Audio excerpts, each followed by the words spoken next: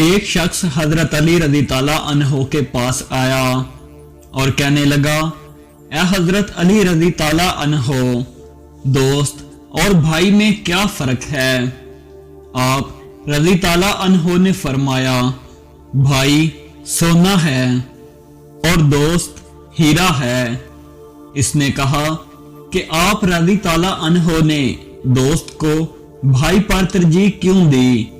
آپ رضی تعالیٰ عنہ نے فرمایا، اگر سونے میں دراڑ پڑ جائے تو اسے پگھلا کر واپس اسی حالت میں لایا جا سکتا ہے، مگر ہیرے میں اگر دراڑ پڑ جائے تو اسے کبھی ختم نہیں کیا جا سکتا۔ کسی کو پرکھو مت، اس سے رشتے کمزور ہو جاتے ہیں۔ جب تمہیں اپنے اچھے کام سے محبت اور برے کام سے رنج ہونے لگے تو سمجھو کہ تم مومن ہو گئے۔